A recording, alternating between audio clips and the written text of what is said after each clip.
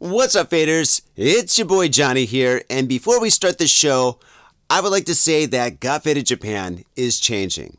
Now, don't get me wrong. We're not changing, our theme, two dudes, booze, Japan, and the news. We know you love the news, and we're going to continue with that, of course. However, we want to do something different from time to time. And basically what we want to do is we want to interview cool people who are doing awesome things here in Japan.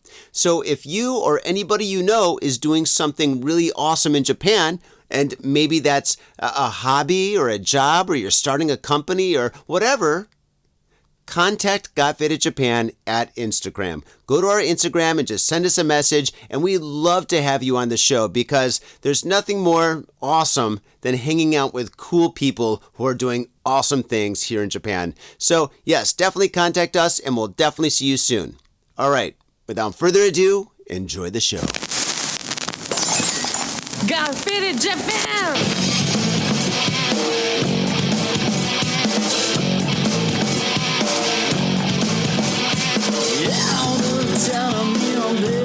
I'm all about my business, but I ain't got no briefcase. Yeah, all I got's some whiskey. Open now the whiskey, bring it to you. Yeah, I'm leaning up against the door, and my feet stuck to the floor, and we're messing on go. Yeah, I've been in before. I'm a broken man, needing remedial lands. I'm all about my business.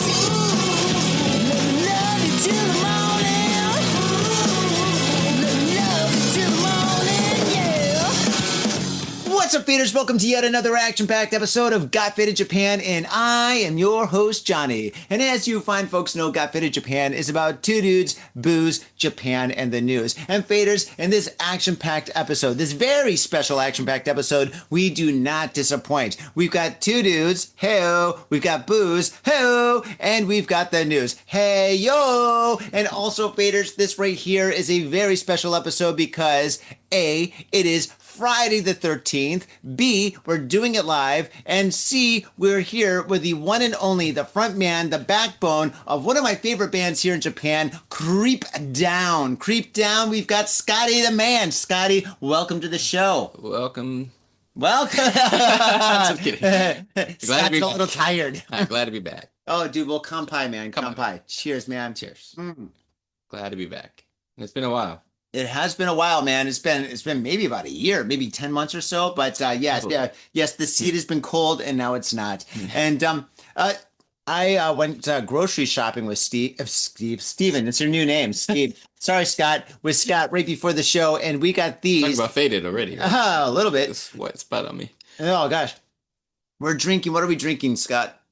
Gin and soda. Gin and soda, and they come in these lovely Suntory cans. It's the Suntory Gin Sui. Very beautiful. Very beautiful, great design, and it is 7%. So this is definitely going to be an action-packed episode, so fasten your seatbelt, faders. Holy smokes. Now, Scott, this is episode number 779. 779, that's ridiculous. Oh, man. That's ridiculous. That's Joe Rogan territory. Yeah. That's crazy. Mm-hmm. Yeah, you need a best hits. A greatest hits? Yeah. Oh, gosh. Compilation. I barely have enough time to do this show. That's why we're doing it so late on a Friday. Oh my gosh. Now, Scott, something that I'm doing for all our guests on the show is giving gifts. And so this is for you and your family. Here you go. Thank you. Yes. Yeah, this is a skull and Well, you can open it. very creepy. Very creepy. It's very creeped down. Make sure my girls wear this. Oh, your kids are going to love it. Oh, yeah. Look at that. Slayer. Slayer. That's also for your kids. Oh, yeah. It always makes me like really happy when I see a little kid, like a cute little kid with a Slayer shirt. So yeah, your kids can wear these. Maybe, your kids are about this tall. This could be I don't know, nightwear. Yeah. Yeah. They'll have good dreams of Slayer. I think this is for South of Heaven. Fantastic. Excellent. Or Raining Blood. I'm not sure which one, but yeah, so this is for you, man. Thank you so much for being on the show, Scott. Thank you so much, man. Appreciate that. Excellent, man. And so, Scott, you are doing so much wonderful stuff here in Japan. You've got the band Creep Down. Creep Down has been kicking butt and taking names. It has been for a very long time. Recently, you guys are performing an incredible amount. You guys have a fabulous new bassist, and yeah, you guys are just doing so many great things. And yeah, tell us about what you've been up to. From the band, I know we've been around for a long time, so just got a new bassist recently. It's been about 3 months, I think, maybe 3 or 4 months, and just just trucking along, just doing our old music and trying to write new music. We have a good nucleus. That's all. It's really nice that no one complains or anything, and we're just really tight. It's nice. We get in, get out, we do our shit, and we have a good show. We have a good time. So it's all that matters, right?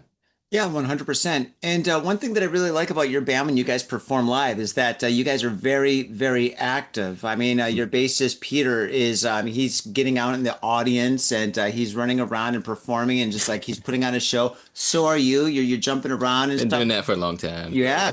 But I mean, it's kind of like your trademark, man. Yeah, yeah, yeah. He asked me if it was okay to do that, and I said, no, it's not okay. And he does it anyway. But he does it anyway. Like, no, no, not this time, not this song. Yeah, I'm kidding. But of course, I don't care. Yeah, as long as the crowd isn't liking it and involved, that's all that matters. Yeah, for sure. But we have a cool show. We don't make it boring. So you come to our show and you're gonna have a good time. For Yeah, sure. Yeah, absolutely. and we Absolutely. play well, hopefully enjoyable music. 90s kind of rock, and yeah, Cool. that's our thing. Creepy horror. Yeah, yeah. I mean, it's Friday the 13th, you know. I mean, yeah. I mean, I think your music's absolutely fitting for like today, you know. So we'll definitely put one or two of your tracks at the end of this podcast. So if you're listening to it, you'll get that. And if you're watching it on YouTube, which you should, we're definitely going to have a couple of videos at the end of this episode too. Hmm. And yeah, and if you're watching this on Patreon, and you should be supporting us on Patreon, please help us keep the lights on and I guess alcohol in our fridge. And yeah, if you do that, definitely you're gonna get a little couple of bonuses and stuff, which is gonna be really cool. We'll get you some cans. Well, yeah, yeah, Scott will get you some cans. Hmm. He's gonna hook you up. Great. Yeah, Oh man. down at the 7-Eleven. So Well, yeah. But all right, so I mean, you've been on the show several times, and you've yeah. talked about the origin of your band and the concept of your band. But we've got a lot of new faders listening to the show, and Hmm. so for all the new faders that are listening to the show, or I mean, there's a lot of people coming to Tokyo, you know, or coming to Japan as visitors or as people that are moving to Japan and stuff. And if they want to see a great show and stuff, tell them a little bit about the history of your band to get them interested to come to your shows.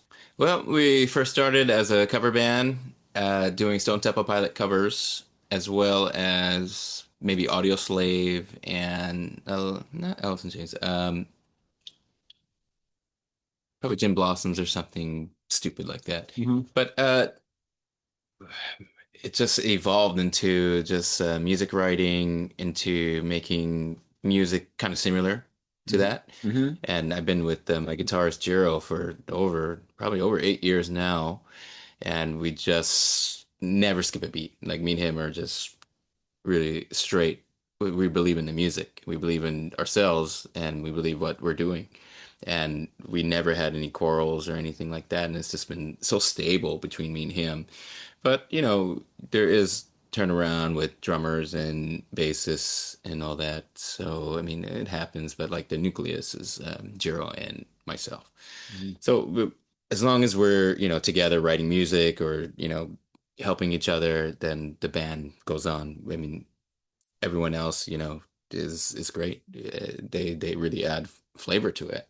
It's evolved to something different, and every bassist or every drummer that we had it's just been a different kind of sound. And this time it's a really I enjoy it. It's heavy. It's really heavy now. It's what I always kind of wanted for the band to just be heavy and enjoy myself. I have to like my own music, so and I really enjoy it, and I'm really believing it. and I think that we can, once we start recording and getting things out there like professionally, that we can, you know, probably get something going, you know. Absolutely. So you and Judah are kind of like Ozzy Osbourne and Randy Rhoads. Well, I would say more like he's like, no, I'm not gonna say it, but yeah, Michael Jackson and you know, he's got. When I first met him, we started doing David Bowie stuff, and I'm like, nope, this is not for me. I can't imagine you singing anything Bowie. No, I couldn't. I didn't. So we were in the studio the first time together, and we were doing Stone Temple Pilots covers, and then he started putting David Bowie on, and I'm like, hmm. And he's like, maybe this is not for you. I'm like, no. I can't imagine you doing David Bowie at all. I'm No. trying to think of like But- any of his songs. Like, I mean, maybe some of the stuff he did with Iggy Pop, I guess. You know, I do like David Bowie's style, like the way he, you know, performs on stage and does his music. I think it's very unique, and I think for my music or whatever I'm trying to do is kind of like a similar concept of trying to be unique and do something different, where you don't want to be boring all the time.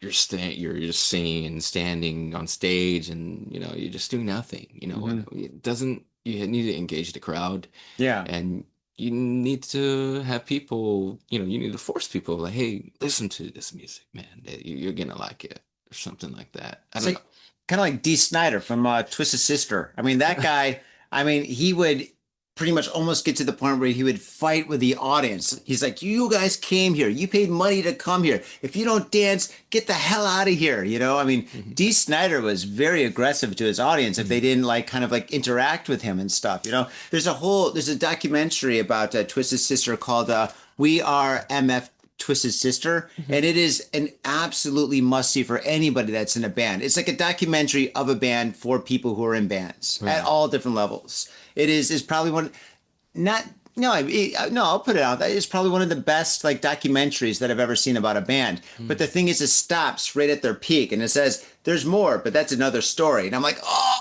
no, you're going to stop right here, and then that's it. That's the end of the documentary, which kind of sucks, but still. I wouldn't say that I can't afford to be aggressive. So, I mean, of one time, you know, when you go into the audience, you really have to be careful of who you approach. You really do, because like some people like get the fuck away from me, or like you know, get away, or I've had a couple times in all these performances, and like What, somebody's like, get the fuck away from me?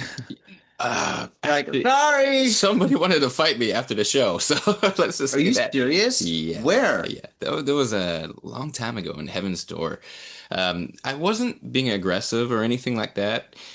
It was just like, I think I like touched his hand or slapped his hand. Like he You was give him a high five? No, He's like, like- I don't do high fives. like he went to do this or something. And I went, "Ooh." And then I didn't mean to do that hard, and he Yeah. was really pissed off the whole show. And like I could tell, I'm like, oh shit! Like while I'm singing, I'm like, I shouldn't have done that. So, Oh.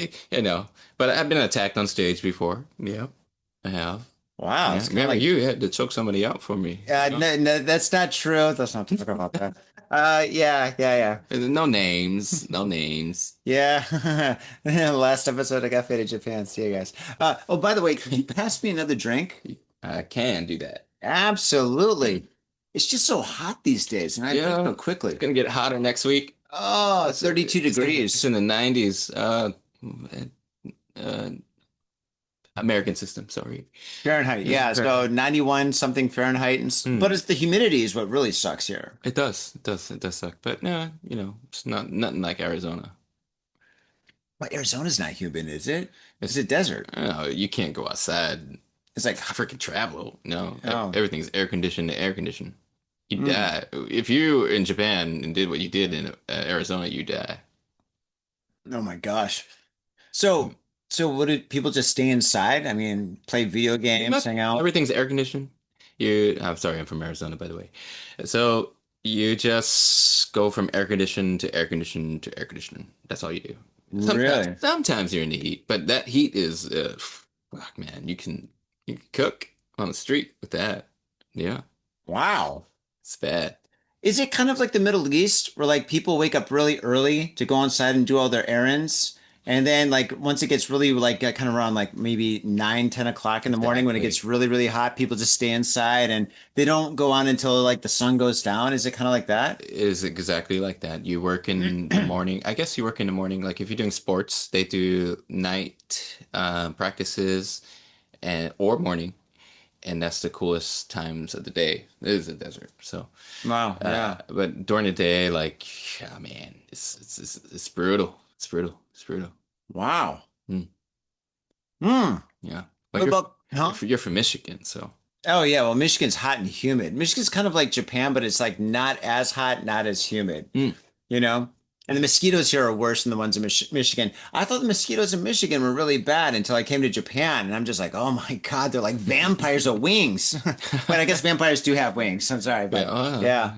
Mm, that's cool. So, all right, what gives you inspiration for your music? I mean, your music is all, I mean, it's yeah, you've got a lot of different stories and stuff within your music. inspiration as in probably depression, of course. Yeah. Is it depression? You're not depressed, are you? You don't Um, seem depressed. I've known you for years. not so not depressed, just more like things that have affected you in the past Yeah. that has fucked you up from that point.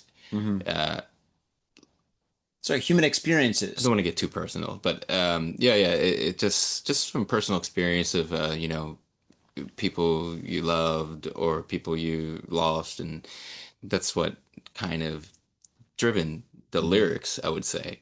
And just like creep down to me, like I like to build a haunting vibe Hmm. where it's very like kind of haunting kind of music, where it's kind of a little bit different to be, not, it's not, like where you grunge, where you have Alice in Chains and you have Stone Temple Pilots, it's all like straightforward to you, but like ours is like kind of a little bit more haunting than that.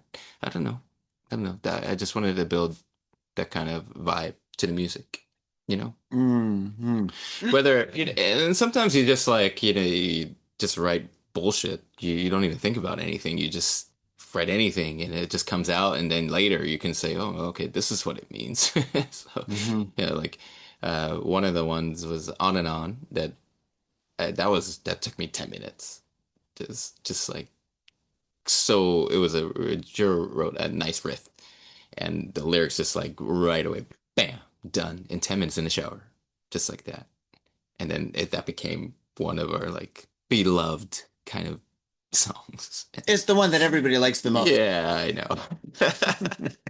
The ones that I take time on it, no one likes, but the ones that are like you do in 5 minutes, everyone likes. So Oh my God. So this kind of like smells like Teen Spirit, for like Nirvana, because like towards the end, Nirvana wouldn't even play that. They're like, no, we're not playing that song, but that's a song that everybody wanted them to perform. right, right. And if you knew a band called Warrant back in the day, Oh, Lauren, come well, on. back in the 80s, they did a song called Cherry Pie, She's and my cherry pie. it was an awful song. I mean, it's really awesome, great, catchy song, and it's just like the lead singer of yeah he hated that song. It's like, oh man, they're like, you got to put another song on the record that's gonna like really stand out or something. You just put another song on, and he put Hmm. that out, and that was their biggest hit. So yeah, I don't want that one to be anything. So. All right. So, All right. it's still sad, but yeah, but no one's gonna catch it. But that's a good problem to have, like, oh man, I'm so bummed, everybody loves this song that I made, and every time I perform they want me to play it and everybody knows all the words. Oh Yeah. gosh, geez. I'll get Woe is me. I'll give a like some guy who wants to listen to our music who's thinking about putting something on his radio or something, Hmm. and I give him a list, and he's like, what about I really like this song, and I'm like, so, yeah. No, not that one. Just take Yeah, it. just take it. It's okay. It is what it is. And yeah, so that's how it's always been. But what if that's a song that goes global? You know, It's because I not. mean, It's not gone. I mean, it can if it's a little bit brushed up and you nicely never know. recorded. But You yeah, never know. I mean, with the internet, I mean, this episode right here, I mean, somebody somewhere could like really like this episode and then they share it to like their like fans or whatever. Maybe they're a true. YouTuber or whatever, or something like that. Who knows? And all of a sudden, like, like 50 million people see this episode. And then On and On is like one of the biggest songs all over the universe. And then you're really fucked. Yeah, pretty much. Yeah, Sorry. You're welcome. Sorry. it's one of those things like you're like, do I have to sing this one? I don't want it in the set list. Oh But my gosh. it's okay. But now we put out some kind of amateur video on YouTube. One of the songs is called Nightmare, and that is the total vibe of our music right there. That's just a standard of what we are trying to accomplish, I guess. Very cool. Very Yeah. cool. Well, let's talk about music videos. So tell me about the music videos that you're making recently. I mean, I Haven't made did any. one for you guys. Huh? I haven't made any. Okay, so amateur videos, as in like just pictures, nothing motion, no, because I'm not ready. Once we're recording 4 songs right now, and then once that comes out, we're gonna go into video. Mm. And these are 4 songs that I really like. So then we can just get into the video storyboarding and get those together and really make a video. But these videos now are on the web are just like music that I'm unloading that I don't think we're gonna really touch anymore. So like I'm just like getting them out there and just like putting basic crap. But uh our Nightmare has pretty good views and likes, so I mean, I don't know. I don't know what that means anymore. I'm too old to know what's going on. I'm not even on Spotify anymore, so What's Spotify? I don't know. I've never heard of it. Spotify. As long as you're on TikTok, I think you're fine. Well, yeah, true. Oh, YouTube is being nice, so Oh, YouTube's like the greatest. But the only problem with YouTube is it's like extremely oversaturated. So, I mean, can be, yeah. Envy, no, it's like just hit in J, and if you hit in J, there's like a billion things that go on for about Japan. What's up, YouTube? And I'm guilty as charged too, I guess. Oh yeah. Nowadays, like you have to really just. I took myself off that platform of Spotify because like it doesn't just whatever. If you want to hear my music, then Wait, why'd you take yourself off it? I mean, it doesn't cost you any money to have you on there. it does.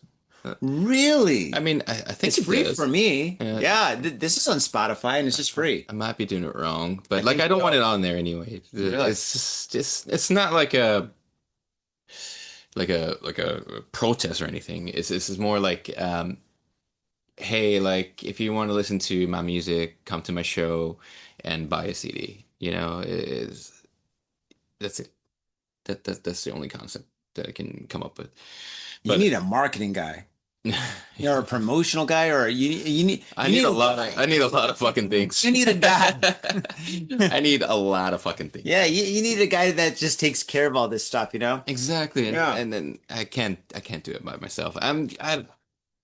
Whatever. So many things go in my head. Like I don't even fucking sleep. So Oh, I don't sleep either. Yeah. Oh God, I'm so sleep deprived all the time. I've got 3 things that I'm running, 4 things actually, and oh my gosh, dude. I know your life is Yeah, hectic. chaotic, and people trying to shake me down. Oh God, let's not talk about that on this episode. No But yeah, names, no names, no names. I'm being shooken down.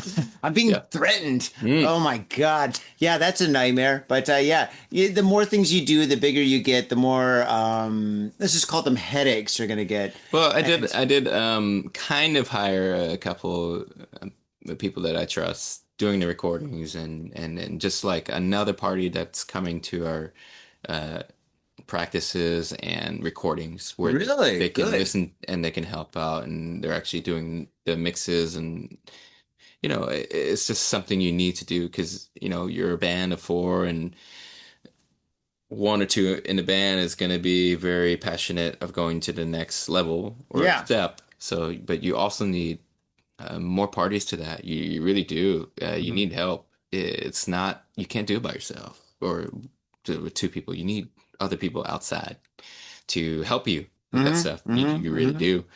Because you can't do that, all that marketing and all that shit that Internet. comes with the, it's just so like draining, man. Like, you know, Oh, I have a date, I know. I have a job. So, you know, like, well, so it's just so like even if you do it, it's like I post a lot of videos and like you know pictures of myself and all that stuff, and I'm like, man, I'm not like I don't want to be vain or anything, and it's like not my style. Like, but you have to do it. You just have to do it, you know. And I don't like doing it, but I have to do it. So Yeah, you have to. If you're doing anything that you're trying to get to the next level in this day and age, you got to have somebody or even something like what about AI? Is there any kind of like an AI app that just can take care of all that stuff? Like you just give someday, no, probably now. probably next Sure. week. I mean, it Yeah. changes every single week. You know, they're like people are making movies, right? So they're just putting in like a little. Well, I mean, actually, at this point, they could probably just like go to AI and be like, "Yo, make me a movie about a serial killer in Tokyo that wears a hockey mask." And all of a sudden, boom, you've got the script. And then you copy that, and then you go to another AI, and you're like, make this into a movie using like CG or something, and then boom, there you go. And then you can say, make Ben Affleck the bad guy, make him the Jason, and then boom, there you go. By the way, this is Friday the 13th, faders. I think you might get sued for that, but yeah. Make him look exactly like Ben Affleck, but he's got a birthmark. Yeah. Yeah. Sidekick, Jennifer Lopez. Just kidding. That has a birthmark. Yeah, you got to change them just a little bit so you don't get sued. You know, it's like music. You know, when you kind of like borrow music, you got to change it a little bit. Oh, you do? True. Well, that's the thing about AI. You never know. I mean, you do know where it's going now, and you just kind of, as an artist, as yourself, you're just worried about. I'm not worried. I don't give a fuck. But you kind of think like people will just do music just from AI and just not do the work, not do anything, and just They do. just. I mean, now, yeah, and it's like you really have to show your shit on stage. That's it. You have to be a performer. That's the most important part right now. I mean, recording wise, like we're very legit. Yeah. As in, like we just do instruments. We don't add anything. So that's what we're gonna do. But like I said, you have to. I'm sure like 90% of those people that do that cannot perform live.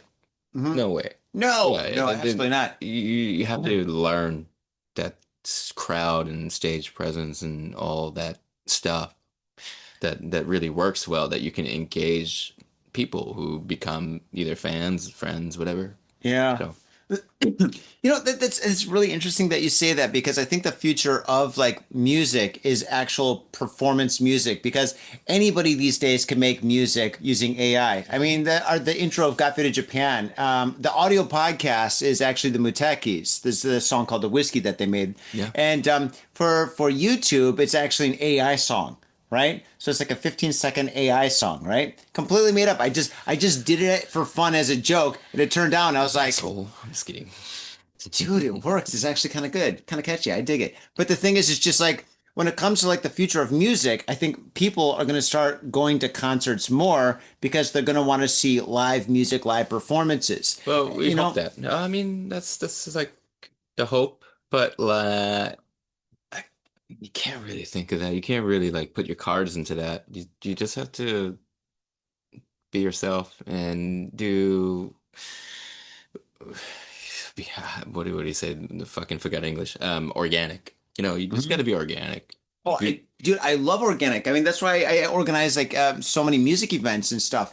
Because when you organize a music event and you have like maybe like 3, 6, 5 bands, whatever, performing, you know something's going to happen. Something always happens for every single show, you know? Like, I mean, guitars break. The people have arguments. There's fights. People get choked out. You know. I got choked out. Yeah.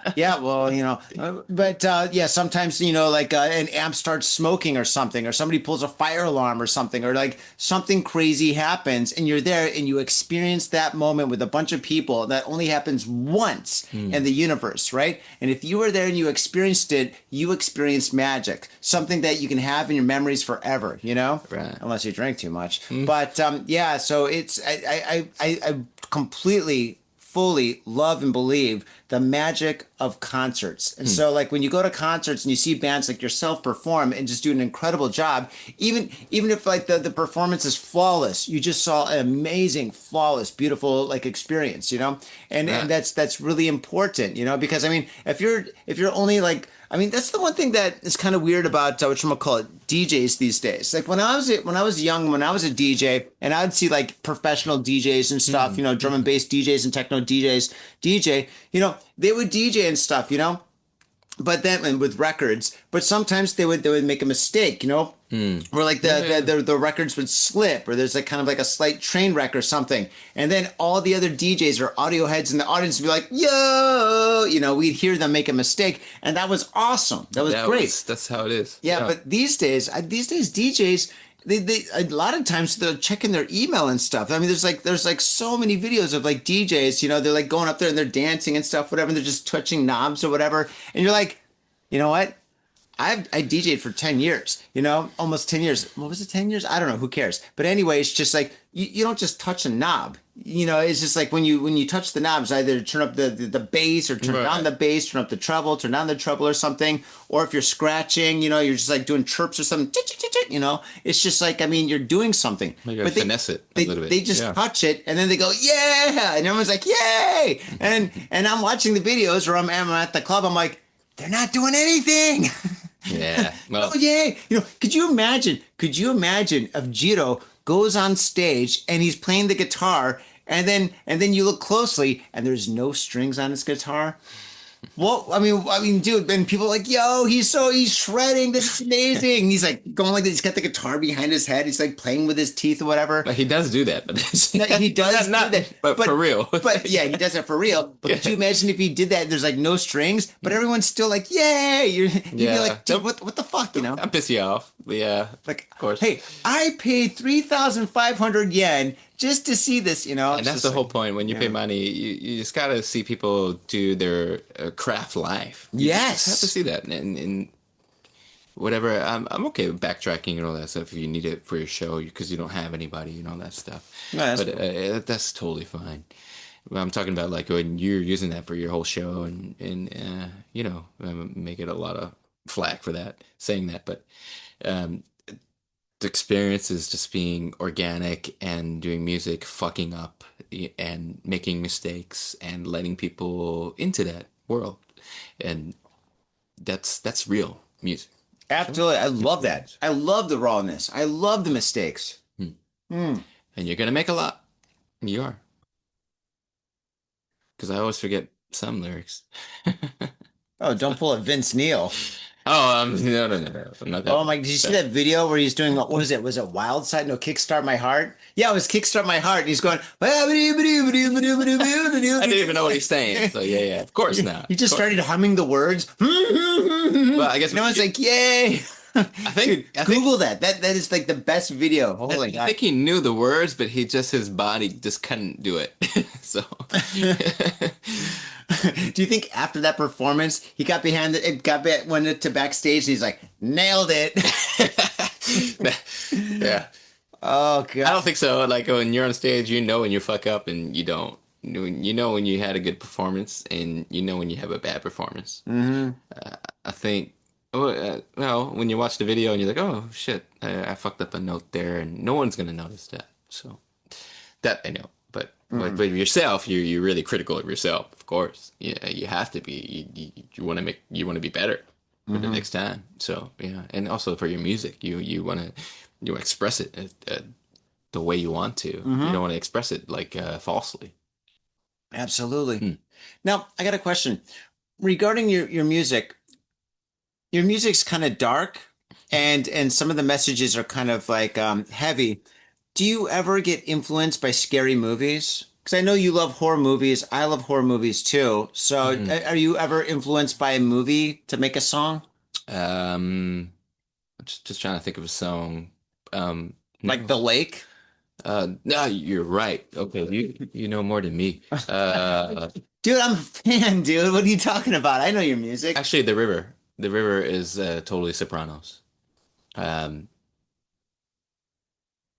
being fucking drowned in a river, or like, buried in a river or sunk in the river, and it's all Sopranos. That was my idea of being in the mob and, disappearing bodies, and that's all about the river. Yeah, that's the only one. I would think so. The TV show Sopranos. Really?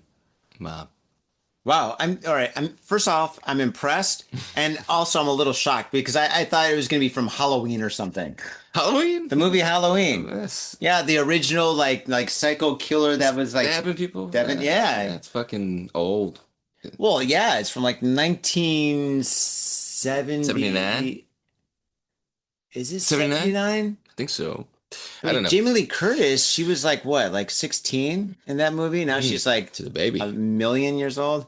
It's pretty old. Still looks good. Still looks good. She still got it. Still got it. But yeah, speaking of, I mean, Halloween was like the first like kind of like, like slasher movie. For right? you.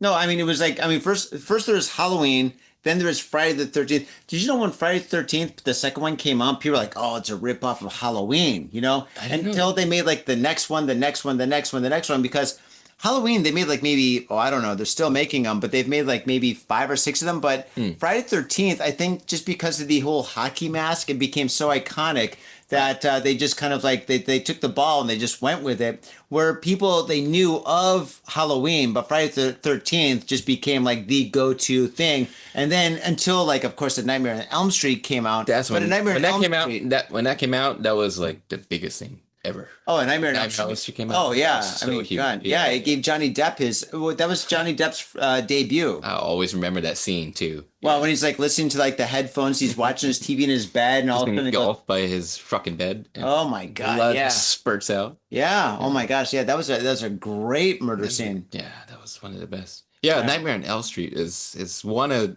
out of those movies, that was probably one of my favorites. Which one was it? What the first one was your favorite? I think the series. I'm talking about the series. Like, if you're gonna compare from Halloween to Friday the 13th, and then Nightmare, Nightmare on Elm Street, it was my favorite.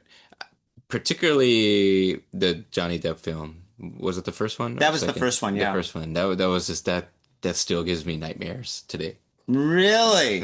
Oh my God, that one was great. The one thing about like, Wasn't that a waterbed? It was a waterbed. Yeah, I used to sleep on a waterbed. Did you really? Yeah, for a long time, and when I went to high school.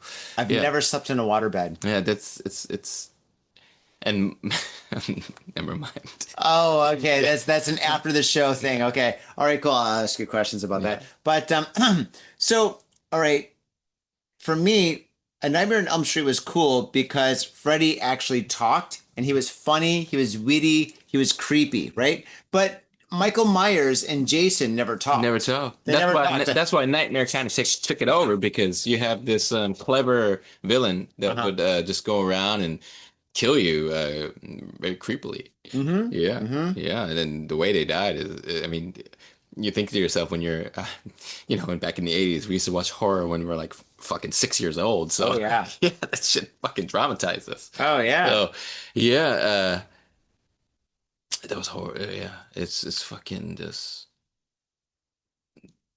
Yeah, it was great. It was absolutely great. Now I love the. Sorry, I got some memories of you've been traumatized, huh?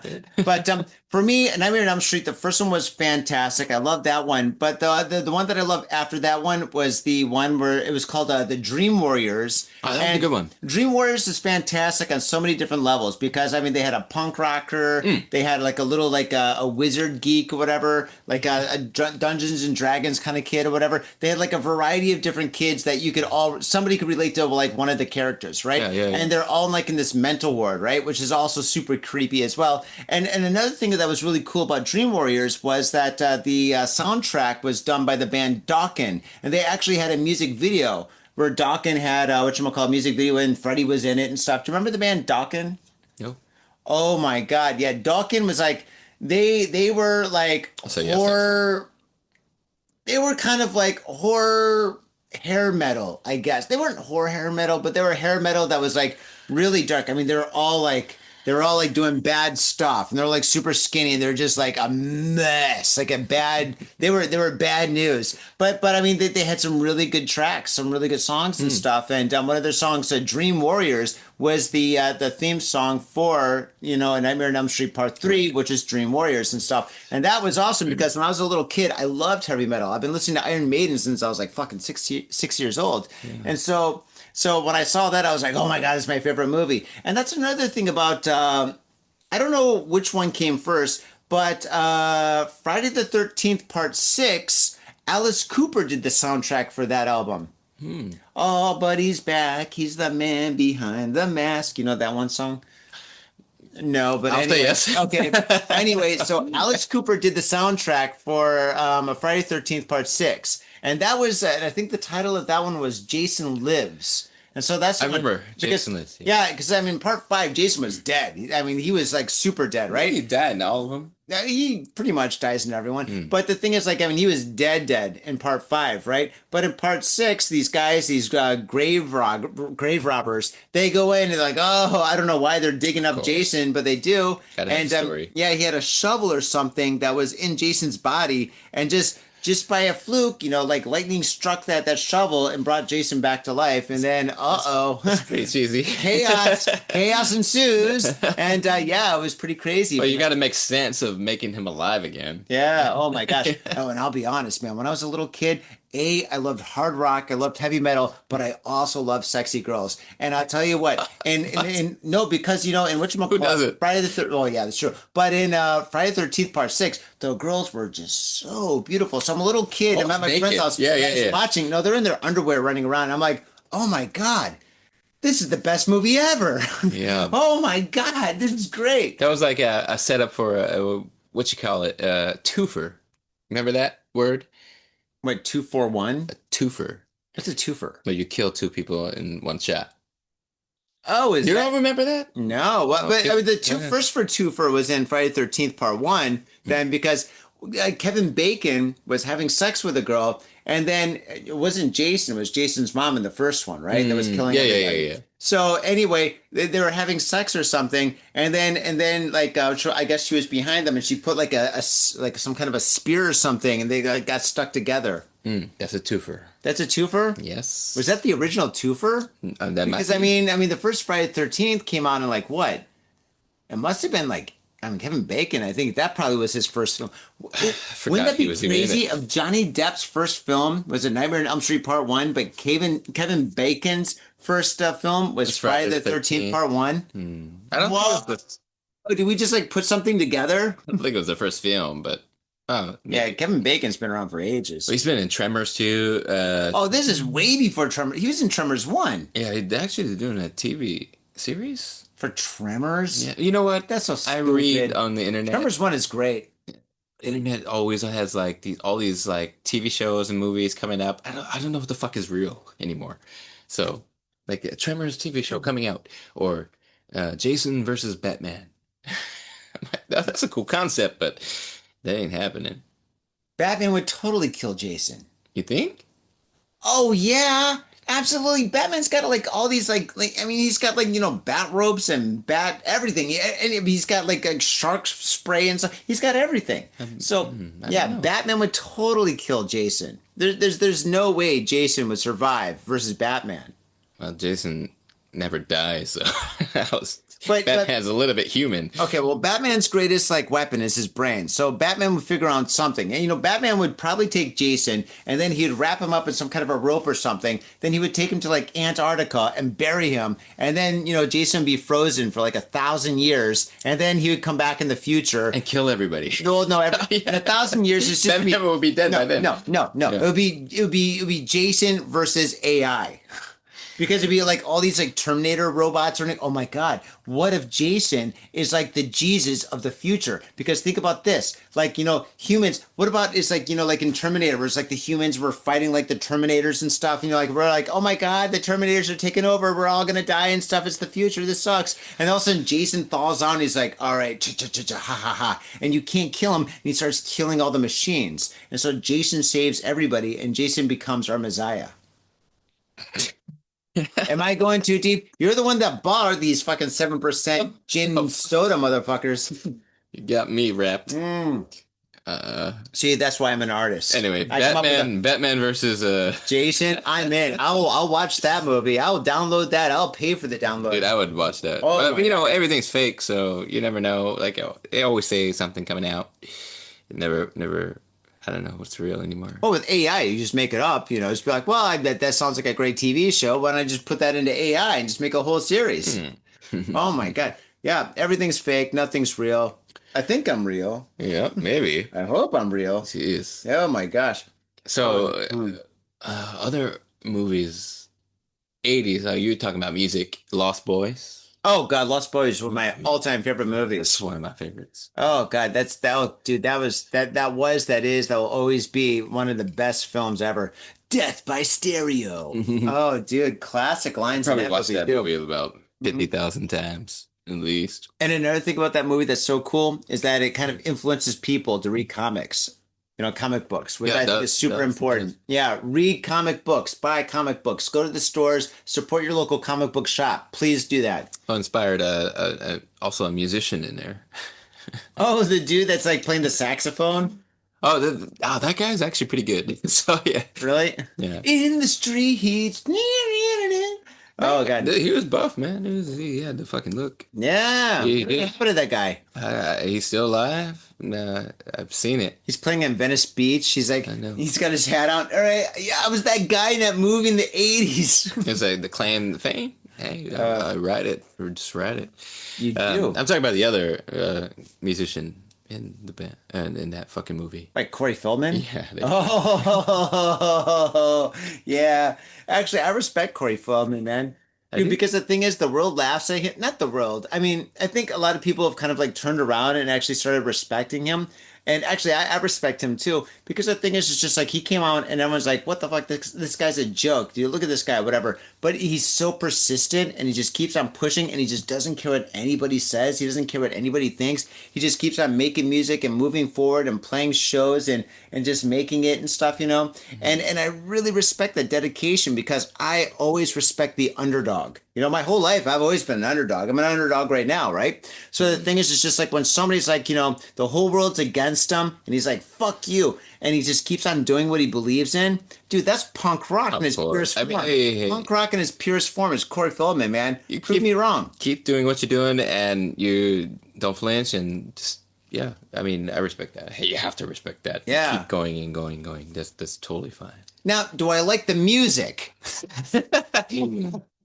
That's debatable. Yeah. No, I don't. I got to hear the music. I haven't really given it that much thought, but I should. Oh, Yeah, I'll do that. Maybe tomorrow when I sober up and stuff. I'll do it. Yeah. Maybe it's good. Maybe you listen to it, you're like, oh fuck, dude.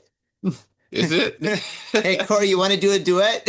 Yeah. I think you can book him at now.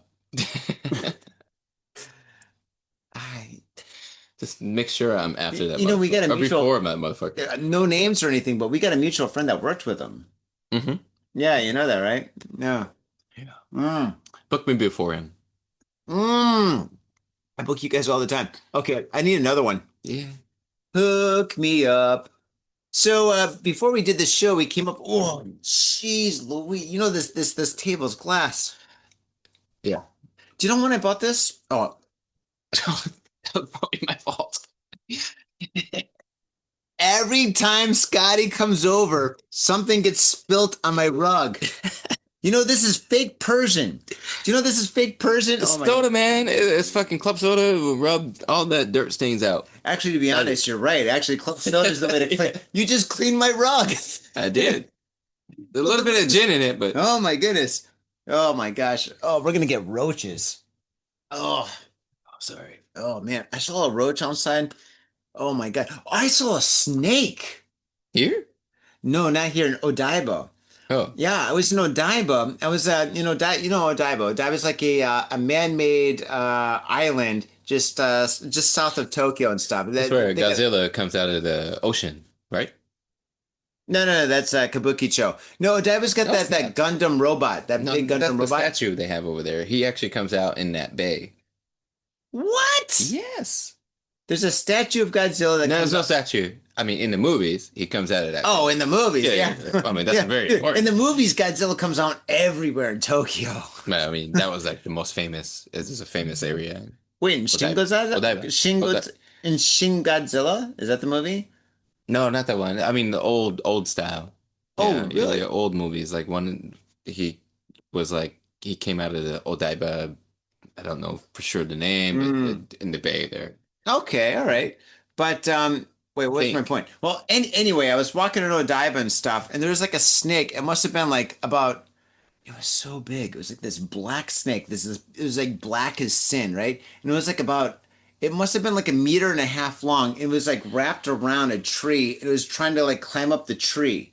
I've never seen a snake climb up a tree like that. Like 'cause the Really? tree's up like this, right? If my arm, for all you guys watching this on YouTube, all right, my arm right here is like a tree, right? And it was wrapped around like a circle, like a ring, like this, and it was jimmying itself up the tree like that. And I was like, oh my God, and I saw it, and there's like these tourists that are walking by, and they're like, oh my God. And they started walking up to it and trying to take photos, and then the snake just dropped down and started slithering, and then everybody just ran. I was like, and I just ran, but I didn't know snakes wrap themselves around like a ring like that. That's how they went up trees.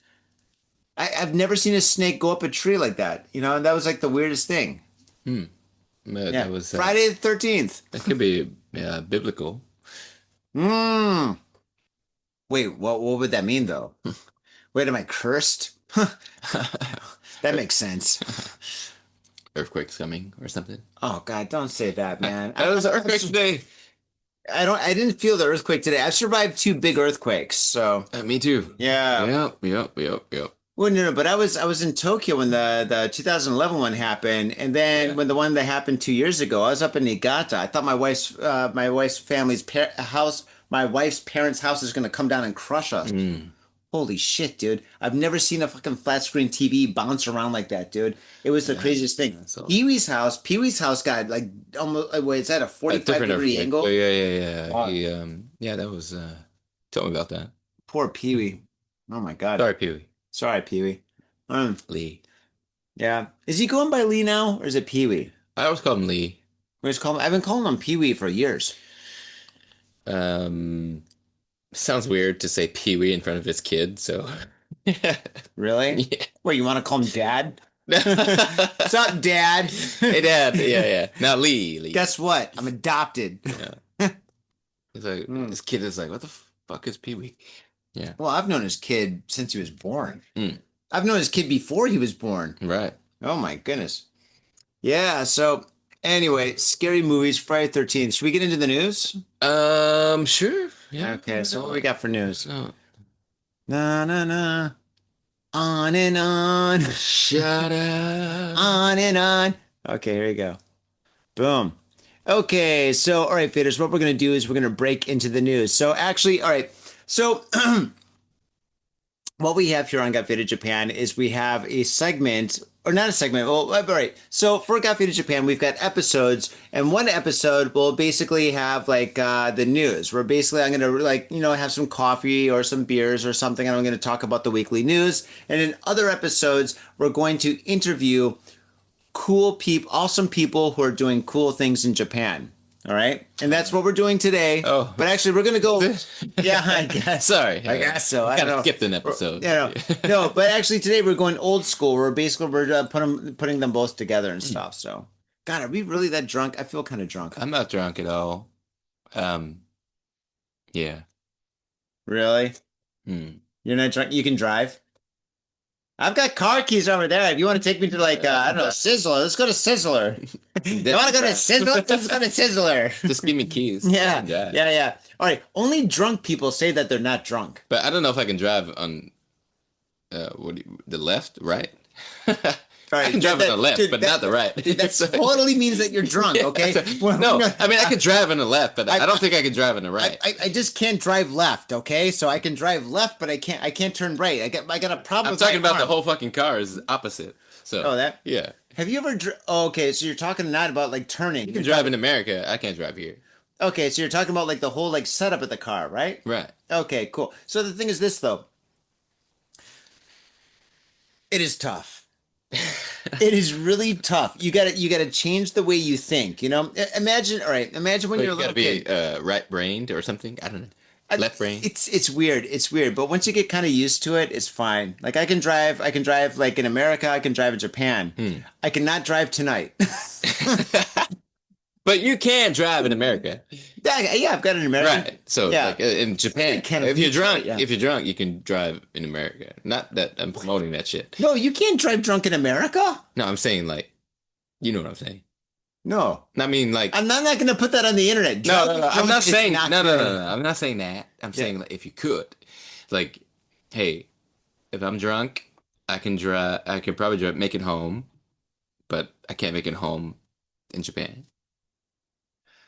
You know what I'm saying? Yeah, I know exactly what you're saying, but I'm going to say this on the internet. I'm going to say, faders, if you're drinking, don't driving. If you're course not. driving, No. don't drink. That's what I'm saying. Don't Yeah, listen to yeah. this guy. I'm not. I don't even drive anymore. Anyway, I'm saying if you're drunk and you had to pick the right or the left, I can probably make it home in America, but I don't think I can make it home in Japan. Yeah. Okay, so That's my point. Don't try it.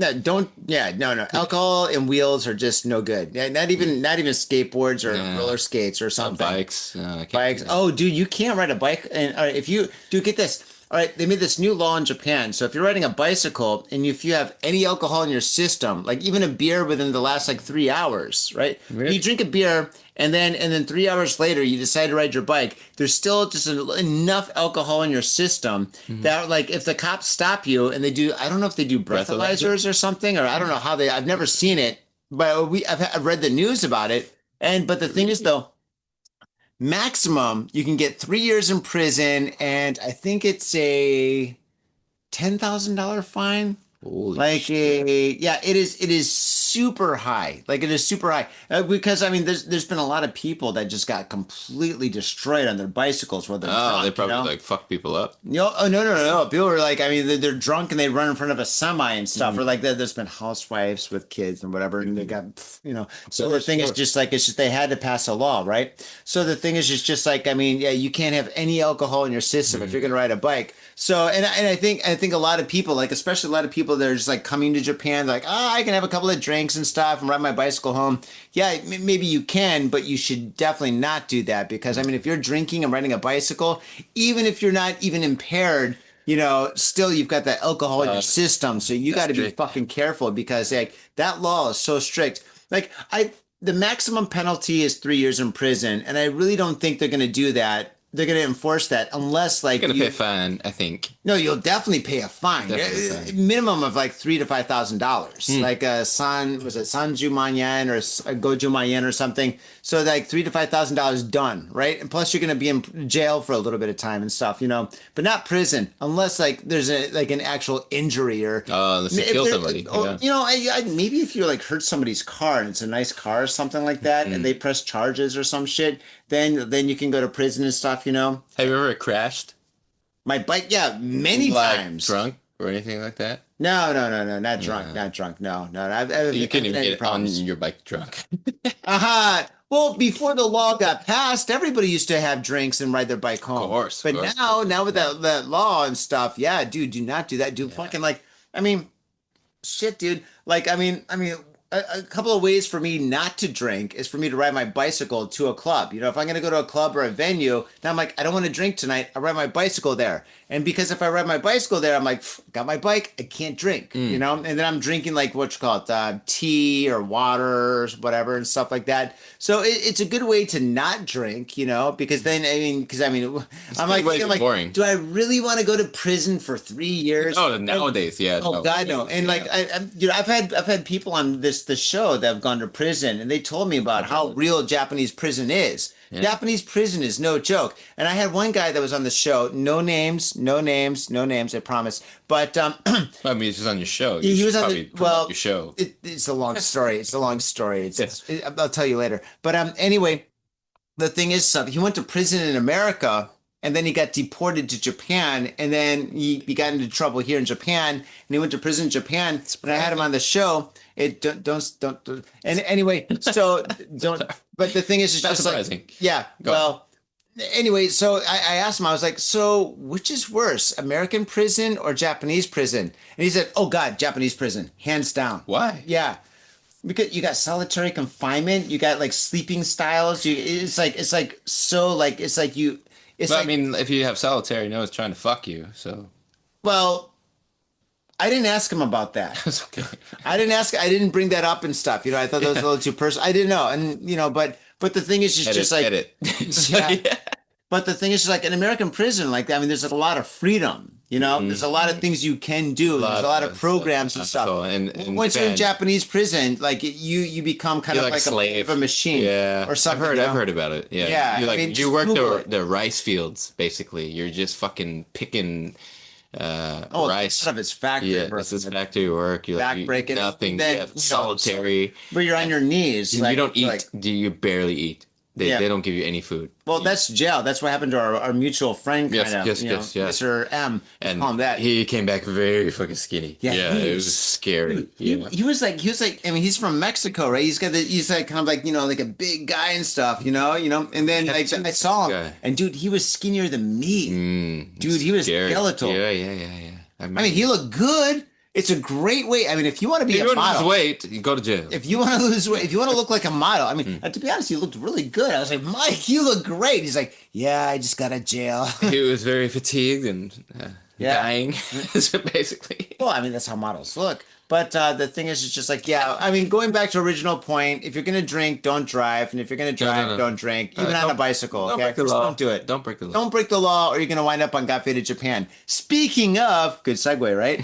Let's get into the news. Ho, ho, ho, ho, ho. All right, my friend.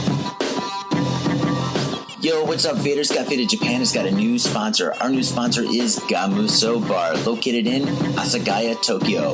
If you're kicking it in Tokyo and you want to get your groove on, get your fade on, you better get your ass down to Gamuso. Gamuso is located in Asagaya. It's about 11 minutes from Shinjuku Station on the Chuo line.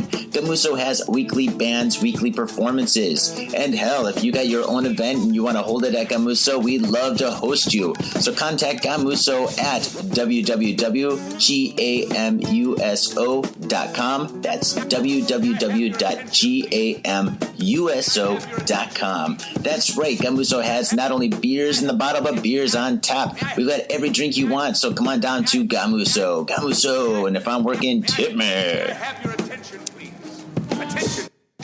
Hey, yo, what's up, Vaders? Johnny here. You know I love booze and news, but I also love art. So come on down to thespiltinc.com and check my art out. I've got tons of stuff there for you to check out. I've got paintings, I got prints, I got videos. And I tell you what, if you like a painting, I could probably sell it to you. And I tell you what, if I can't sell you that painting, I will definitely sell you a print. I've got prints of all my work. Prints are about 2,000 N each, about $20, but if you buy two, you get the third one for free. So come on down to thespiltinc.com. Yo, and on top of that, I'm looking for commissioned work. So if there's something that you want me to do, I can make it for you. Just check out my stuff and see if you like my style. And if you like my style, I can definitely paint you anything on canvas, paper, whatever. I've done it all. So come on down to thespiltinc.com. That is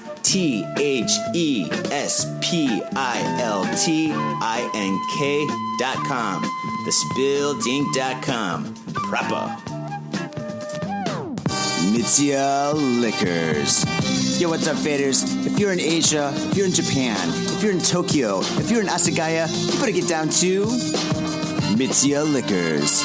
That's right, for the most affordable prices in Japan, you can get over 300 different kinds of beer. That's right, over 300 different kinds of beer. And of course, they got all the shochu you need, all the sake you need, and of course, they got wine from California to Italy to France to New Zealand. They got it all. When I say they got it all, they really, seriously got it all. There's no joke about that. So get down to MITSUYA Liquors. And if you go in there and you say, Got Faded Japan, you will be more than welcome to go into their back room and drink those beers that you just purchased. That's right, Got Faded Japan at MITSUYA Liquors. And 3 times a week, they have a sushi chef there. So get your sushi on, get your drink on, get your fade on, and come on down to MITSUYA Liquors, located comfortably in Asagaya, about 5-minute walk from the station. MITSUYA In Liquors. Tokyo and craving soul food? We've got just the place for you. Soul Food House in Azabu Check out what we do at soulfoodhouse.com. Come by and taste the love. We look forward to feeding you. Are you in Harajuku with some out-of-town friends or your family or significant others? Yeah! Do you want to chill and drink beer and eat sandwiches while your friends overpay for glitter unicorn socks? Yeah! And the flavor's gonna make you complete at Harry's Sandwich Company. So come on down to Harry's Sandwich Company in the heart of Harajuku, right off Takeshita Street. See you there! Here we go. All right, let's see. You first.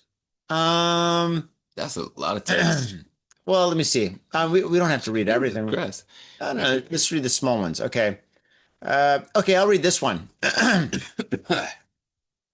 Okay, foreigners, I just said, if you're going to drink, don't drive. And if you're going to drive, don't drink. And another thing that you should not do in Japan is drugs. Stay away from drugs.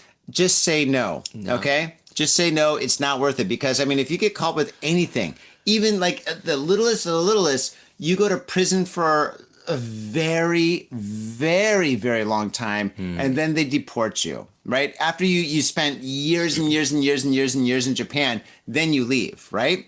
And it's just not worth it. And another thing is, do not import that shit. Whatever you do, like, I mean, even if it's legal in your country, even if it's medication in your country, it doesn't matter. So when you come to Japan, just do not, in Japan, forget about it. Forget about it. Japan is the country of booze, okay? So here we drink, and we drink a lot, and that's what you should do, and just leave it at that. And if you don't, you're going to wind up like this poor son of a bitch. Here we go. Japan police find 74 packets of cocaine inside foreign traveler complaining of a stomach pain. Okay, here we go. In Tokyo, in April, customs officials in Osaka Kansai International Airport learned that a woman who was trying to enter Japan had crammed a sock into the crotch of her clothing. Now, I didn't read the story before. I just read the headline. What? So she crammed a sock into the crotch of her clothing. Crotch means like, so she stuck a I know, but like sock my in- clothing. Oh yeah, I got it. Is that transgender? But I don't that's know. fucking Okay. a weird sentence. I know. She stuck a sock into the crotch of her clothing. Apparently, the bulge wasn't immediately visible. Apparently, but an officer noticed that the traveler, a 35-year-old Brazilian woman named Jessica Romeo de Souza, looked unusually tense while she was going through the standard customs process. She was then flagged for a more comprehensive examination of her luggage in person, which turned up 13 packets of cocaine, including a number that Souza, is it Souza? Souza. How do you pronunciate that? I don't fucking know. Souza? That's a weird spelling. I'm going to call her Mrs. Souza, okay? Souza had hidden inside a sock that she hidden inside her pants. I thought it was in her stomach. At some point in the examination, Souza began... Huh? A crotch pants? What's going on here? Crotch Anyway, pants. yeah. This article's all over the place, but I'll tell you one thing. Speaking of places, this girl's going to be in prison for a very long time. At some point in the examination, Souza began to complain of stomach pains, so she was taken to a hospital for a medical examination, and x-rays quickly determined the source of her discomfort. 74 or more packets of cocaine in condom-like encasings, which she'd swallowed in hopes of sticking to a timetable in which she would have passed through the customs and been out of the airport quickly enough to get to a secluded space and expel the packets from her body before the discomfort became unbearable. In total, Souza had 675.5 grams of cocaine on her when she entered Japan. Oh, she is going to jail for fucking the rest of her life. She's never leaving prison. It's like she's not dead. She's never leaving prison. She's gonna be in solitary. She's gonna be sitting on her knees for like the next fucking 80 years. My God. I'm sure there's like people who made her do it. Well, you never know. You cut a deal. Well, you never do. I don't know in Japan. I don't know anywhere. She's like, I want to go to Japan. Here, this is my way to do it. Fucking stupid. Supplier. Yeah. Well, Souza had been placed under arrest on charges of violation of Japan's narcotics control law. She has admitted to smuggling the cocaine, but says she had no intention of selling it. She's like, this is all for me. I just wanted to party. I heard there's a place called Shibuya. Oh my Holy God. crap. Yeah. Dude, Yeah, she's going to prison forever, dude. Her knees are going to be the size of watermelons by the time she walks out of this fucking place. Oh my God.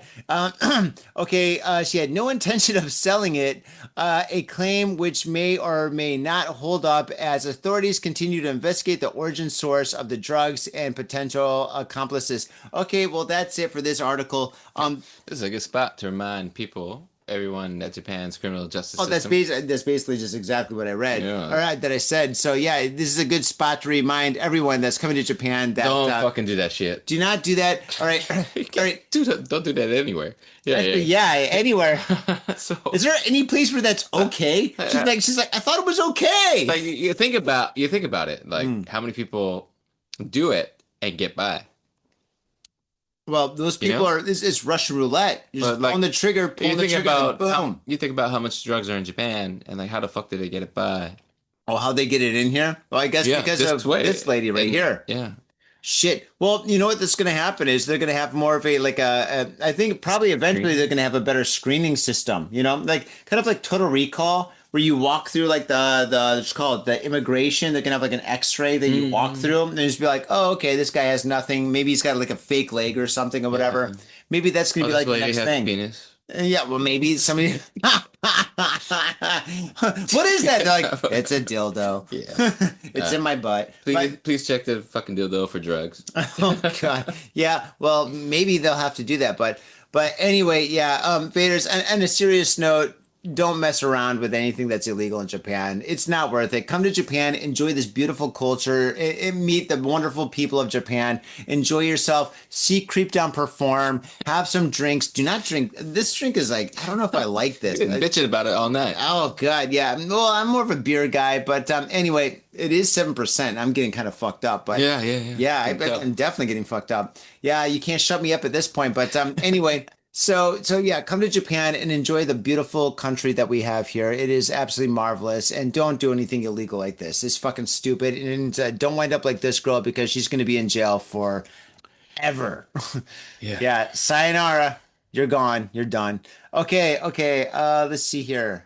This article. Let's find a short article for you. Yeah, that's okay. Here we go. Here's a shorter article for you. I like the toilet one. With the toilet one? The toilet one's kind of long, though, All right. Very fast. Toilet Toilet panic? What the fuck? Yeah, this is about the toilet panic that's happening. Do you want to read about the toilet I panic? have no idea what's going on. You don't know about the toilet panic? You know about Israel, but you don't know about this? All right, here, let's do that one later. Let's after a couple more drinks, we'll go back to that one. We're really fucked up. This one's short. Okay, so 180 kilograms of brown rice stolen from a farm in Fukushima Prefecture. Okay, so about 180 kilogram, I'm drunk. 80 kilograms of unpolished. 180 grams. That's like this beer. Out of here, man. About 180 kilograms of unpolished brown rice have been stolen from a barn in Soma City for Fukushima Prefecture. Police said Sunday. According to the police, the grower, a man in his 60s, said that he noticed the rice missing at around 7:30 a.m., so he reported it to the police. The 6 bags were stolen from an unlocked barn. Police said the grower told them nothing other than brown rice was stolen. Police are urging growers to store their rice in locked barns and to install surveillance cameras. That's a big problem right now because rice is like... I don't know what the fuck I read. Okay, well, all right. So rice was stolen from a barn, but the thing is, right now, rice has gone up like Of course, yeah, it's yeah. doubled. It's doubled in like let's call it price, right? And it's going even higher and higher and higher. So right now, rice is becoming extremely expensive, and the one thing that everybody eats in every single meal here in Japan is rice, Yes. right? So this is actually like a thing where people actually there's tons of like fake websites where you can buy rice, right? So you buy rice, but the thing is you put in your credit card number and stuff to buy the rice And never send it. and they never send it. Or they just take your credit card number and then they all of a sudden they just completely evaporate it, right? They just buy rice for themselves. yeah, maybe. Like now I got the numbers. But yeah, so the thing is it's just like right now there's like this huge rice black market and stuff that's happening and people are stealing rice now. So shit. Oh. yeah, it's pretty crazy. You know, I mean, do you eat rice? I'm not a big rice eater. You know, I like rice. The rice I like the most is from Niigata. It's got the most flavor. It's really I'm forgetting English. Oishi でしょ? Sashimi is the best. Niigata. Oh my god, dude! Right? Niigata, the sushi Niigata. Oh my god, you can go to a supermarket, dude. You go to a supermarket in Niigata and you get sushi, and the sushi in the supermarket tastes way better than sushi that is at like really pretty good like sushi restaurant in Tokyo? here in Japan. Yeah, in Tokyo. Yeah, that is absolutely true, dude. Like I did like the last time I was in Niigata. My wife's from Niigata, so I went up there. We visited our in-laws in January, and we bought all this sushi and sashimi and all this other stuff from like a supermarket, and we had this huge dinner party to welcome in the new year, and it was absolutely the best sushi. I'm eating it. I'm like, God damn it! The rice is so good. The sushi is so good. This is absolutely incredible. Like I can't believe you got this from a supermarket. And of course, the Nihonshu there. The Nihonshu is amazing. Yeah. Oh my god, second to none. So oh my god, we're geeking out. Oh yeah, no, we should geek out because that's what this is about. But the thing is, when it comes to like Nihonshu, aka sake, the thing is like these small little like breweries that they have up there have like the most beautiful, the most amazing Nihonshu that just doesn't leave the region, you know? So if you go up there and you get this Nihonshu, you're drinking it, you're like, oh my God, I've never tasted anything like this. And like, yeah, we don't really have the finances to get it around the country or anything like that. So we just keep it kind of local. You're like, oh my God, you should, you know? It's amazing. It's absolutely amazing. Yeah. Okay. All right. Next story. Man arrested for posting upskirt images of foreign tourists in Nara Park on YouTube. Now, this is pretty interesting because the thing is... Oh, yeah. Man arrested for posting upskirt... Dude, you're the one that bought these drinks, okay? I'm getting super fucking faded because of this. Man arrested for posting upskirt images of foreign tourists in Nara Park on YouTube. Now, this story is interested for a couple of different things. First thing is... This happens all the time. No, it doesn't. No? Usually older men take photos of like high school kids and junior high school kids. Like, not foreign. Yeah. Foreign tourists, this is different. That is completely different, right? Different. But the thing is, like a lot of foreign tourists that come here, they kind of like try to dress Japanese. So like a lot of girls and stuff, they wear like short skirts, right? They wear like thongs and shit like that or whatever. Whereas like, I mean, if you go to Shibuya, like it's Friday night, Friday the 13th, it's like 10 o'clock at night right now. If you go to Shibuya, if you go down to Dogonzaka, you're going to see a lot of girls. It's like Halloween, girls wear like slutty outfits that they would never wear, especially like fucking States. like 40, 50-year-old like women from Australia, England, America and stuff. They would never wear this stuff in their home country. But here they're like, oh, it's Japan. I want to be Japan. And they wear this stuff or whatever. And you see them. I mean, my venues and stuff, they come in, you're just like, oh my God, and it's pretty crazy. So this guy's taking photos of like these foreign tourists, but he's posting on YouTube. It's weird because usually people post this on like other like sites. There's like I mean, it's fucking YouTube out of all this. I don't know. I'm plead the fifth. so, YouTube's kind of a weird place to post that, but anyway, you shouldn't be posting that shit on YouTube.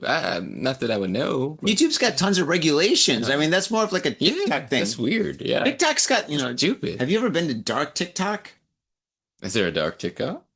Okay, that's another story. I'll tell you about dark. I know TikTok about the dark later. web, but not dark TikTok is dark, dude. The whole subscription thing, dude, it's fucking crazy. Specs and shit. No, it is. It's whatever you can think of, it's there. Okay, just think of something. It's Dark there. web or some shit. Like Oh, that. it's beyond that. Yeah, dark. So you have TikTok. to like code in whatever. I don't know how to do it, but I know somebody that. Never heard of it. Yeah. Anyway, okay.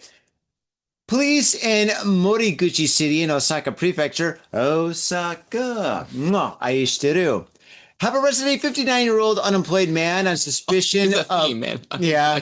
Oh, he's 59 years Just old and he's unemployed. unemployed, right? It's just, Well, maybe this is his job. this His is the job theme, man. Every show we done, it's always an fucking employed man or unemployed person. Well, he's unemployed now. that commits crimes or something. he got fired. Oh, Like, definitely unemployed now. But yeah, 59 years at the time. Yeah. So, okay, have arrested a 59 unemployed man on suspicion of posting upskirt images of foreign tourists in Nara Park and then posting them on his YouTube channel. According to police, Morio Okimoto is accused of filming a foreign woman's upskirt from the front with his from the front. Usually it's from the back. This guy's ballsy. From the front. So he's like going to her front crotch or whatever. From the front with his smartphone as she squatted while feeding a deer on Saturday, Kyoto News reported. Dude, I know that fucking guy- feeling though. This guy's crazy. You're feeding, the deer in Nara Park. You can fucking feed them, and You gotta everyone's like, squat down. "Crazy. Oh my god, the deer is here!" Oh man, that's a good place to do it. Don't listen to this guy. I'm just Dude, kidding, but no, that's you throw a lot of Oh, he got bad caught. ideas out here. For he a got fucking band. caught, but like that's probably a good place to do Okay. A witness who thought his behavior was suspicious. The guy's like this. And the guy's like, hey, I think that's suspicious, has called 110, aka 911. Police said Okamoto has been charged with violating the prefectural nuisance prevention ordinance. They said he has admitted to the allegation and quoted him as saying, quote, when I post videos of women's underwear on my YouTube channel, the number of views goes up and my income increases. Well, I mean, That's a good argument. it's a great argument. The guy's kind of an entrepreneur. Yeah, it's not legal though, right? No, that's super illegal. Oh. But, the thing is, though, the foreign tourist, if she presses charges, she's got to stay in Japan. So she's got to stay in Japan to go to court, right? So the thing is, though, he might just get off because I think he's going to go to jail for this. And then, but the thing is, like, when the whole court case trying to comes, make money. she's not going to be there. And then basically he's going to get like kind of like a pass, I guess. Right. Because I mean, the thing is, like, if he did that to a Japanese woman, she lives in Japan, right? Or if she's like a young girl and stuff, her parents live in Japan, they're definitely going to press charges. So the thing is, like, I mean, this guy, I mean, would definitely get like completely screwed. But because he did it to a foreign tourist, maybe. A little bit harsher? No. It's not gonna be harsh, That's harsher. Yeah. Well, I mean, he's in jail now, and his name's on the internet. His name's on Got Faded Japan. Oh, so, his name is there. yeah, according to police, Fucking there has corporate. been a recent increase in the posting of such videos of foreign women feeding deer. Okay, well, that's the story. Oh my God, that's pretty crazy. Yeah. Okay, all right. So, okay, all right, Scott, the next story goes to you. And this story is actually something that we kind of touched upon. And yeah, how long is this story? This story is super short, so you can read this story. I think I can read it. Dude, for how drunk I am right now, dude. Fukuoka woman arrested for riding a bicycle while drunk. Okay, yeah, we've been there. You don't hear much about DUI charges involving bicycles, but despite not being as potentially destructive as their motorized counterparts, bicycles are... Explaining about bicycles. got wheels. Bicycles are moving at fast enough speeds to cause serious injury, of course. Perhaps it's just because the police attention tends to be on other matters that drunk cyclists manage to slip under the radar unless they're doing something really conspicuous. Yeah, it's true. This brings us to May 21st when a 38-year-old woman was arrested for drunk bicycle riding while riding down Fukuoka City Rocket Park, which, despite its dynamic name, it's a fairly quiet residential area. Yeah. Very, very residential. Those It's like places where Yogi you Park. ride, you got the 10 miles per hour speed limit. Yeah. Anyway, at about 10:30 p.m. on the same day, the woman was spotted by an officer in a patrol car riding her bike while vomiting at the same time. I've done that. Just kidding. Riding her bike while vomiting at the same time. Seeing that, and worried about her physical condition, the officer called out for assistance. Sure. Dude, she's riding her bike and puking on herself. I've done that. Dude, no way. Dude, you're riding your bike, you're... Oh my God, dude. When I That was is younger. Like it was like 15 years ago. Yeah. riding a bike and puking. Have you ever done that? Riding a bike and puking at the same never- time? That's like wait, patting your head and rubbing your belly at the same time. Only few people can do that. I can do that. Can you do that? Can you do this? I don't want to try. So- Oh, come on, dude. What? All right, never mind. You can't. Pat your head and rub your tummy. Yeah. Yeah. Okay. Can I puke now? No, but you're gonna make me puke. Yeah, I'm gonna yeah. puke right now watching you. You're welcome. Yeah. Anyway, her reaction was to flee the scene, which is, yeah, of course. All you gotta do is follow the trail of puke. Flee your scene on the bicycle, so the officer gave chase. He probably was just walking. He's like, I'm gonna catch up in like 5 minutes. So after stopping her, administered a breathalyzer test, found to have blood alcohol level about 4 times the legal limit. She was immediately arrested. Jeez. At first, she denied the charge, but perhaps after sobering up later on, she confessed that she was on her way home after drinking beer at Asagayaminami. Police are currently investigating how much beer there was. I'm gonna say, Fuck, can you do that? Yeah, whatever. I don't think they need to investigate. Enough is enough. Like once you puke, that's more than enough. Good tax dollars. Yeah. That's good tax dollars. You don't have to investigate it. It's just like, I mean, Chalk it up to a fucking drunk, stupid experience, right? yeah. But And don't spend any more money on that. no, absolutely not. But yeah, dude. Once again, if you're driving, don't drink. And if you're drinking, don't drive. Don't bicycle either. The thing is, though, I think in this situation, I think like maybe she probably lived really close. You know, she like lived in the area or whatever, so she rode her bike there. She's gonna have a couple of drinks. Her friend's like, eeky. I have a story. Chug. Dude, I have a story. Don't incriminate yourself. I won't. Okay, a friend I know rode his bike home from the station, and he was riding really fast, and I saw a cop. He saw a cop and waved, and the cop's like, "Hey, stop." Wait, the cop waved at him or he waved at the I waved cop? at the cop. I mean, You? he waved at the cop.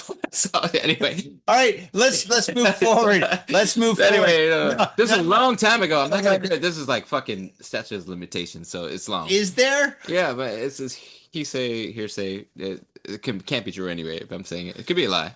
Anyway, so I was riding along, and I saw the Who cop, was? somebody, and I said, "Hello, how you doing tonight?" And he's flashed his flag. Are you okay? I didn't. How are you doing? At that point, I didn't know any Japanese. I'm like, I'm okay. So I rode off, and he started following me. So then it started becoming a chase. And then I'm like, oh shit, I got to go home really fast. All right, let's just like go to the next story. This is like 10 years ago, man. This never happened. Never happened. This never happened. Anyway, I made it home, and I got my ID, and they didn't fuck with me. So. All right, that's cool. But like All right. nowadays, if I did that, I'm saying it's a point. There's a point to the story. The point? Nowadays, if I did that, I could be arrested. No, you definitely Back would be arrested. then, you could. Well, There back was- then, no, 10 years ago, no. You could.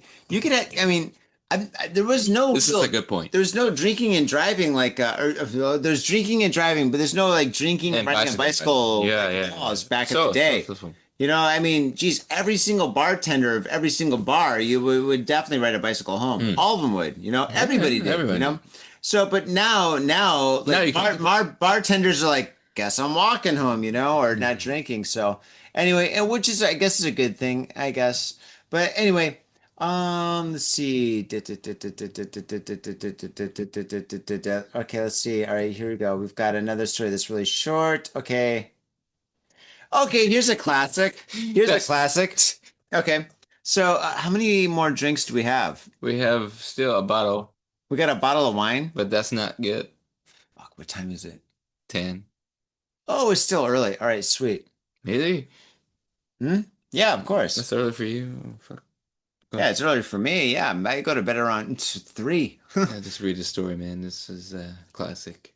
All right, here we go. Classic Japan. Classic Japan. It's a classic Masashi Kosugi. Man arrested for trying to We live steal. right near. Oh, man arrested for trying to steal women's underwear from laundromat 450 times, found at his home. That's not what I said. Well, close enough. Osaka, aishiteru. Mwah. Police in Osaka have arrested a 44-year-old man in suspicion of attempting to steal women's underwear from a laundromat. According to police, Mitsuru Toyanaga, who is self-employed, Did he try to steal it before they watched it or after? well, we're going to find out. Who is self-employed, was arrested on suspicion of attempting to steal 4 pieces of women's underwear from a dryer at a laundromat in Miyakojima ward at around 8 p.m. on the May 8th. Sankai Shimbun reported. A passerby became suspicious of Toyanaga's behavior and detained him on the spot. Police said Toyanaga has admitted to the allegations and has confessed to having stolen women's underwear about 100 times since September last year. God, that's a lot of underwear in like less than a year, right? Jeez. So September from there, that's like 9 months? Around 450 items of women's underwear were found at his home, stored by color in a chest in his drawers. So this guy basically stole all this underwear and he color coded it.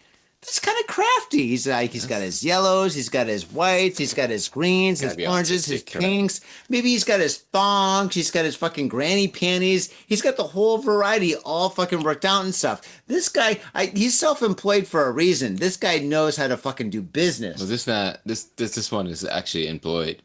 Well, he's self-employed. Yeah. Yeah, so basically, he's selling that shit. oh, you think that's his thing? Oh my God. Yeah, that's it. That's why he's self-employed. He's self-employed but you know what the funny thing is? It's just like, usually when people steal underwear, it's dirty underwear, you know? Yeah. They break into people's houses and stuff and they steal underwear and stuff. You know, I think a lot of perverts like dirty underwear and stuff, you know? Clean underwear. I mean, why would you steal clean underwear? Like, all right, I'm not an underwear guy. I don't care about underwear. Underwear for me is just not my thing. I think pee and farts is just super gross. It's not my thing. It makes me sick. Dude, I'm gonna puke if I start even thinking about it. But the thing is, it's just like, if you're gonna steal clean underwear, why don't you just buy it? I mean, this guy, 450 items, I guess maybe it's kind of expensive. I mean, how much does women's underwear cost? Have you ever bought women's underwear? I've never bought women's underwear. Wow. No. I've never gone to Definitely not for myself, but I've never been to, like, in America, we got that place, Victoria's Secrets. I have. Not for myself, but for someone else. Yeah. You know, I do appreciate a good thong. But, wait, women's underwear is kind of expensive, isn't it? It's got to be. Everything is expensive these days, but I don't know. I wouldn't even check. I don't know. I have no idea, but I'm sure it's kind of expensive. But like, I think. You think what's the crime? Stealing, right? Yeah, he's stealing underwear. Yeah, stealing, like, is just theft. It's theft. But I mean, it's not good theft. You know, he didn't steal bread to feed his family. Like, if you're like stealing fucking dirty underwear, like pulling them off, and that's fucking worse. But wow, that's really bad. How long you get arrested for that? So, you mean what is the penalty? Yeah. Of stealing women's underwear from a, well, I mean, it's not good. I mean, you don't want that on your record. Yeah, of course. You know, I mean, what if you lose? It sounds like he's trying to run a business. Oh, but I mean, well, maybe this boosts his business. If that's his business, they're like, oh, this is the guy to go to. Oh, man, this guy's well, maybe legit. it's not. Maybe he gets busted. Like, oh, we can't go to this guy anymore. This guy gets popped. Yeah. I don't know. But anyway. I've had some shit like that run through my company. People are stealing your underwear. Not like, stealing. oh man, I don't know what kind of underwear you wear. You bid on Yahoo auction. They have that shit on all the time. Mm-hmm. Yeah, and of course, like I don't deal with that shit. It's like some of that shit runs through, and you're like, what the fuck is this?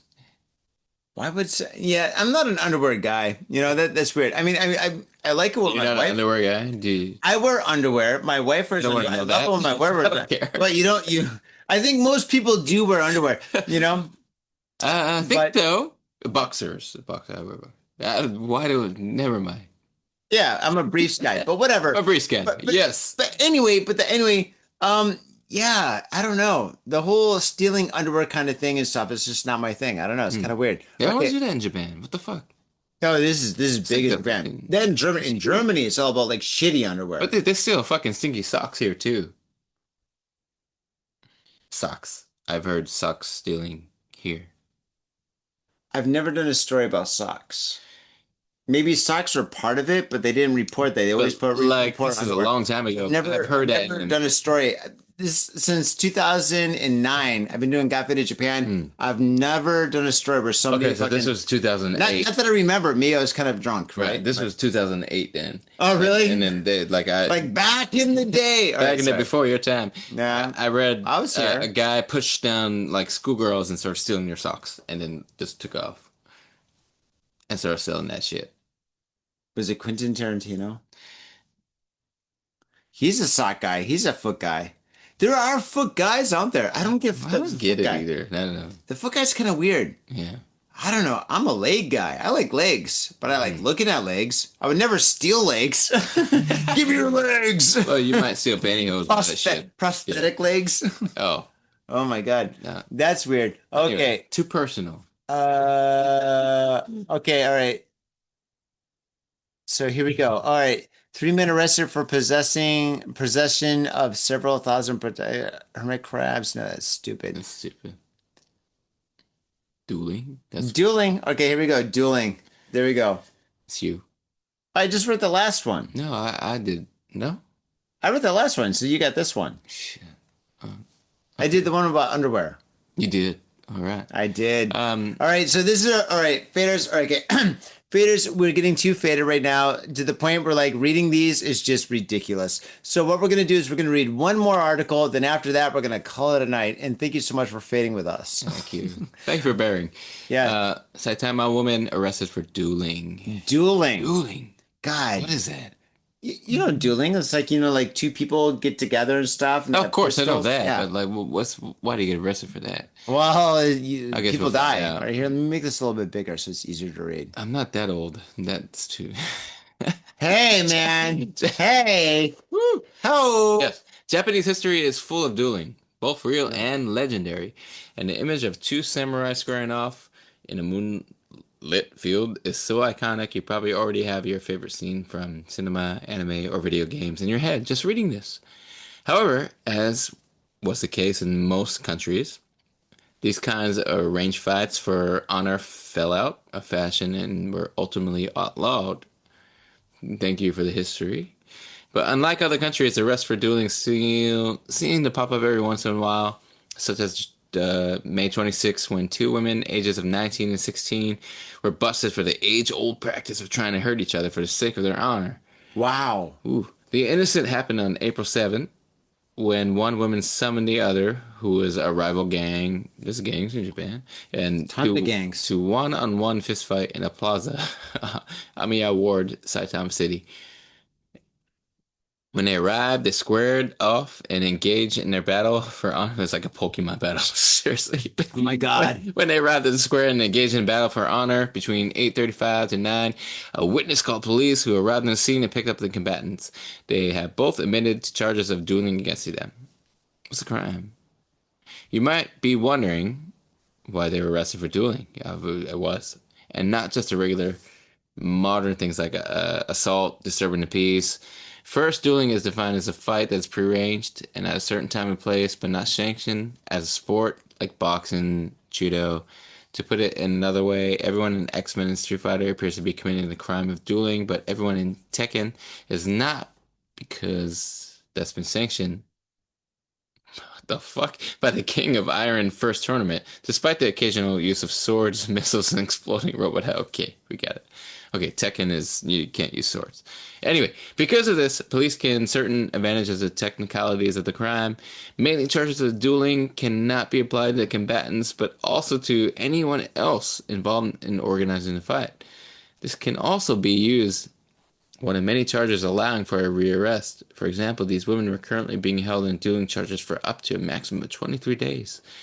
But if police wish to hold them longer, they can rearrest them for assault for the 23 days. They probably will too, because police suck here. And the other charges after extended or custody even longer.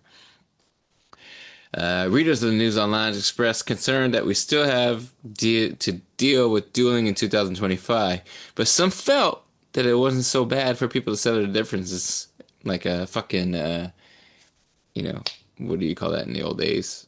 Dueling, gunshot, Old West. This is different from dueling. Actually, like I think dueling just basically means fighting in this case. I actually feel a lot stupider reading this. So, yeah, absolutely. I when it said dueling, the whole title of the article, I thought like two people entered with knives and like it was like Thunderdome. Something. Two people entered, one person left, right? I thought that was like the whole thing, and I was like, all right, now this is definitely a fucking crime. This is like something like that's really serious.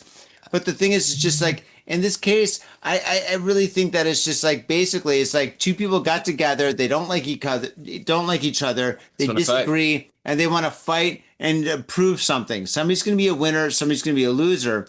But somebody called the police, and then they could. Somebody called the police, and they got fucked, right? So I don't think it's dueling, but I think they got both slapped with this dueling law and stuff, which I don't think is like really fair, because I think there is something kind of like this, because I mean, if you go to Shibuya by Ruby Room, they have the fucking like the Fight Club bar where you can have some drinks and then you can go in the ring and fight your friends and stuff, right? I mean, but it's just like, I mean, as long as you pay money to do it. You pay money to do it. Fun. You pay money to do it, and you got to wear like headgear, and you got to wear like gloves and stuff.